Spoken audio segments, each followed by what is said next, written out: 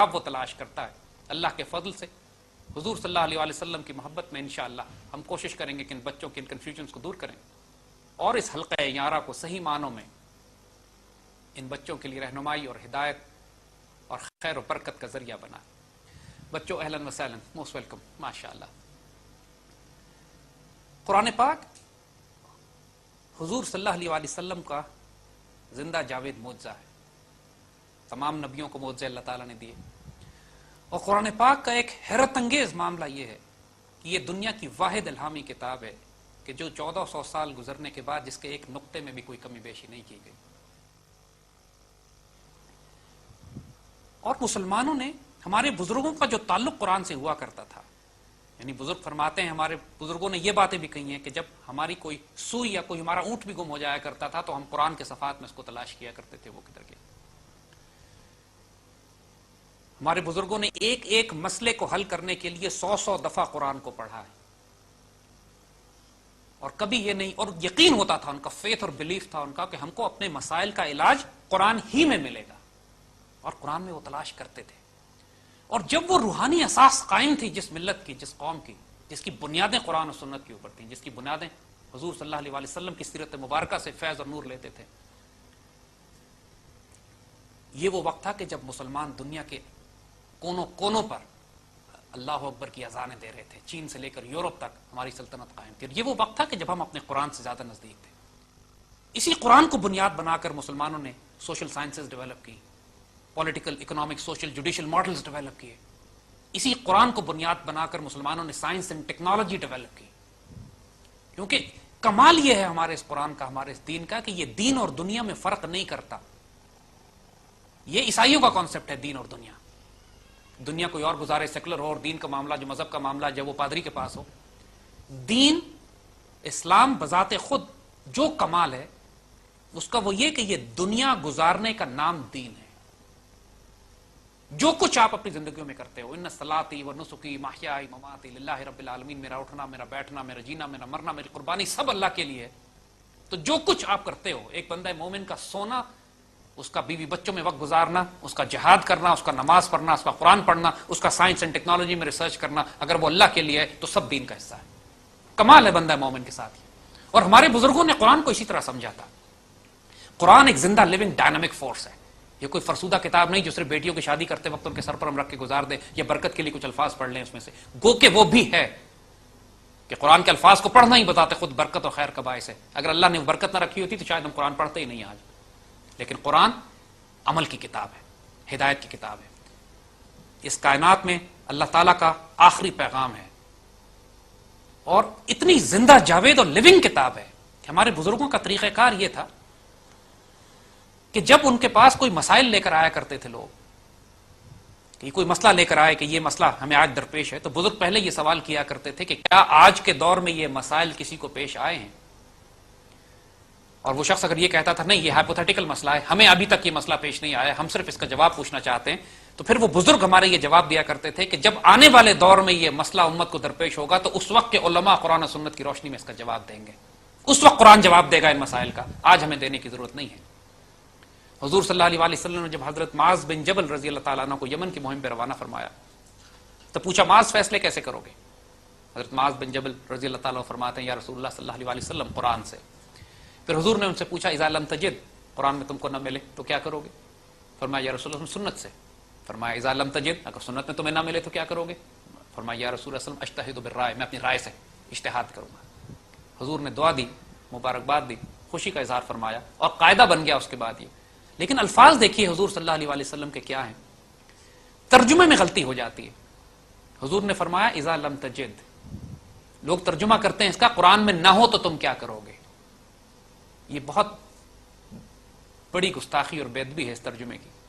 حضور نے یہ نہیں فرمایا کہ قرآن میں نہ ہو تو کیا کرو گے، حضور نے فرمایا کہ قرآن میں تم کو نہ ملے تو کیا کرو گے. اذا لم تجد، قرآن میں تو ہے. قرآن ایک بحر بیکران گہرے سمندر کی طرح ہے جو کبھی ختم نہیں ہو سکتا. انسان جتنا نکالتا ہے اپنے ظرف کے مطابق نکالتا ہے، اور یہی وہ قرآن ہے. تو ہم جو اب اس قرآن کی بات آپ سے کر رہے ہیں، مقصد یہ ہے کہ یہ قرآن ہماری بیڈ سائڈ بک بن جائے. یہ قرآن ہمارے لیے اس طرح کھلے، اس طرح ہم قرآن سے باتیں کریں جس طرح ہم اپنے رب سے باتیں کر رہے ہیں، کیونکہ قرآن بھی اللہ کی صفت کلام کا ایک جز ہے۔ اللہ تعالیٰ جب بات کرتا ہے اپنی مخلوق سے تو قرآن کے ذریعے کرتا ہے۔ اللہ تعالیٰ جب آپ سے گفتگو کرتا ہے، بات چیت کرتا ہے، کتنی دفعہ ہوا یہ کہ آپ کو کوئی اللہ سے سوال کرتے ہیں، آپ کوئی جواب تلاش کرنا چاہتے ہیں، قرآن کھولتے ہیں، قرآن کی آیتوں میں اس کا جواب سامنے مل جاتا ہے آپ کو، یہ اللہ بات کرتا ہے آپ سے۔ تو قرآن پڑھنے کے آداب کیا ہیں؟ قرآن کے آداب کیا ہیں؟ قرآن کا ادب کس طرح کرنا ہے؟ اس سے تعلق کیسے قائم کیا جائے؟ بہت سارے سوال آپ لوگوں کے ذہنوں میں ہوتے ہیں کہ ہم تو عربی جانتے نہیں، ہم قرآن کیسے سیکھیں؟ اتنی ترجمے تفاسیر اویلیبل ہیں، ہم کس کو پڑھیں؟ اتنے مسلک و فرقوں میں قوم تقسیم ہو گئی ہے، کون سا ترجمہ تفسیر ٹھیک ہے ہمارے لیے؟ اور پھر ہم جو عربی نہیں جانتے ہیں وہ قرآن کس طرح حاصل کر سکتے ہیں؟ بچوں، قرآن کے بڑے راز ہیں۔ قرآن پاک کا نزول قلب کے اوپر ہوتا ہے، عقل پہ نہیں۔ قرآن کی آیتیں بڑی واضح ہیں اس حوالے سے، جس میں اللہ تعالیٰ ایک موقع پہ فرماتے ہیں کہ یہ لوگ اگر ہم قرآن کو اجمی، جس کا مفہوم ہے کہ اگر ہم قرآن کو اجمی زبان میں نازل کرتے تو یہ لوگ کہتے کہ ہمیں یہ قرآن سمجھ میں نہیں آیا، یعنی اگر غیر عربی زبان میں ہوتا تو عرب کہتے کہ ہمیں تو سمجھ میں نہیں آیا۔ تو ان سے کہیے اجمی و عربی، کیا اجمی اور عربی کی تم بات کرتے ہو؟ جو ایمان لاتے ہیں قرآن ان کے لیے ہدایت اور شفا ہے۔ جو ایمان لاتے ہیں ان کے لیے ہدایت اور شفا ہے۔ عربی جاننا، اگر عربی آتی ہو تو قرآن سمجھنا آسان ضرور ہو جاتا ہے، لیکن ہدایت کے لیے عربی جاننا کافی نہیں ہے۔ اگر صرف عربی جاننا کافی ہوتا تو کوئی عرب گمراہ نہ ہوتا۔ آج سب سے زیادہ فتنے میں عرب مسلمان پڑے ہوئے ہیں، حالانکہ وہ قرآن کی زبان بھی جانتے ہیں لیکن قرآن کو نہیں جانتے۔ اور قرآن کا تعلق، قرآن اپنے راز خود بتاتا ہے۔ یہی وہ قرآن ہے کہ جو گمراہ بھی کرتا ہے، یہی وہ قرآن ہے جو ہدایت بھی دیتا ہے۔ یہی قرآن فرماتا ہے کہ یضل بہ کثیرا ویہدی بہ کثیرا وما یضل بہ الا الفاسقین۔ بہت گمراہ ہوں گے، بہت لوگ ہدایت پائیں گے، اور صرف فاسق ہیں جو گمراہ ہوں گے۔ اور پھر قرآن کمال یہ ہے کہ وہ فاسق کی ڈیفینیشن بھی دیتا ہے، الذین ینقضون عہد اللہ من بعد میثاقہ، یہ وہ لوگ ہیں جو اللہ سے کیے ہوئے عہد کو عہد کی بات توڑ بیٹھتے ہیں، ویقطعون ما امر اللہ بہ یوصل، اور قطع کرتے ہیں، توڑتے ہیں اس رشتے کو جس کو جوڑنے کا حکم دیا گیا، نتیجتاً دنیا میں فساد کرتے ہیں۔ اب جو لوگ قرآن پڑھ کر فساد کر رہے ہیں، فرقے بنا رہے ہیں، اسی قرآن سے لوگ خودکش حملوں کی جسٹیفیکیشن بھی نکالتے ہیں، اسی قرآن سے لوگ مسلمان ملکوں پر حملے کرنے کی جسٹیفیکیشن بھی نکال رہے ہیں، فساد کر رہے ہیں، قرآن سے کر رہے ہیں۔ کیوں کر رہے ہیں؟ قرآن اس کی وجہ یہ بتاتا ہے کہ جو اللہ سے عہد انہوں نے کیا تھا اس کو توڑ بیٹھتے ہیں، اور جو رشتہ جوڑنے کے حکم دیے تھے اس رشتوں کو توڑتے ہیں، نتیجتاً دنیا میں فساد کرتے ہیں، اس کے باوجود کہ وہ قرآن پڑھتے ہیں۔ حضور صلی اللہ علیہ وسلم کی حدیث مبارکہ سے یہ بات ثابت ہے کہ آپ نے فرمایا تھا آخری دور میں ایسے علماء ہوں گے کہ جو بدترین مخلوق ہوں گے آسمان کے نیچے، فتنہ ان میں سے اٹھے گا اور فتنہ انہی میں داخل ہو جائے گا۔ قرآن کے الفاظ رہ جائیں گے لیکن ہدایت ختم ہو جائے گی، مسجدیں بھری ہوں گی لیکن ان میں ہدایتیں نہیں ہوں گی۔ تو یہ لازم ہے ہمارے لیے کہ ہم جس فتنے کے دور سے گزر رہے ہیں کہ ہم قرآن پاک سے اپنا ایک روحانی تعلق قائم کریں۔ ہماری نوجوان نسل کو دوبارہ قرآن پڑھنا ہوگا۔ آج کل بچے ہمارے قرآن سے گھبرا گئے ہیں، ڈر گئے ہیں، قرآن پڑھتے نہیں، پڑھتے بھی ہیں تو ترجمے اور تفسیریں، وہ بھی انگلش ٹرانسلیشنز۔ ہدایت اللہ اس میں بھی دے سکتا ہے، لیکن جو الفاظ اللہ نے نازل کیے ہیں وہ عربی میں ہیں، اور بہتر یہی ہے کہ بچے براہ راست ہم قرآن سے اس کی عربی زبان میں بات کریں۔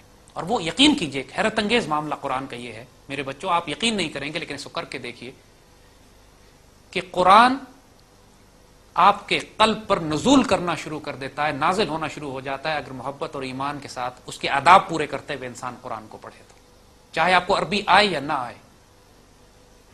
عربی آپ کو آنی شروع ہو جائے گی۔ اس کا طریقہ کی بتائی، تقریباً 70% الفاظ قرآن میں ایسے ہیں کہ جو اردو میں بھی ہیں، کامن الفاظ ہیں۔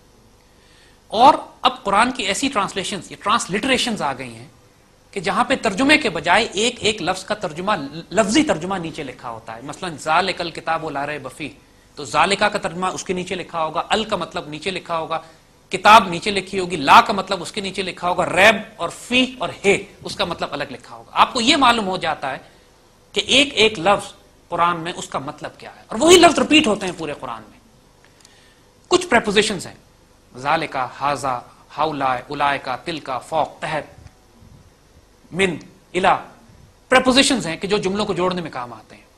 کئی سو، چند ایک سو پریپوزیشنز ہیں، وہ آپ جب اس طرح ٹرانسلیٹریشن کا ترجمہ اٹھاؤ گے تو آپ کو وہ سمجھ میں آنے شروع ہو جائیں گے۔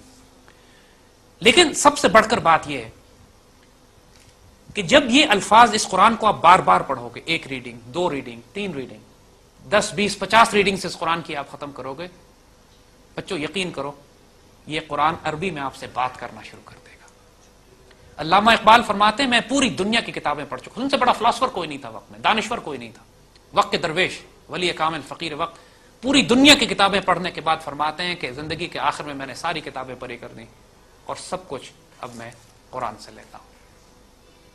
کسی نے ان سے پوچھا کہ آپ کو یہ قرآن کا فہم، یہ حضور سے تعلق، یہ حضور سے عشق، یہ حضور کی سنت کی وزڈم کیسے عطا ہوئی، یہ آپ نے کیسے سیکھی؟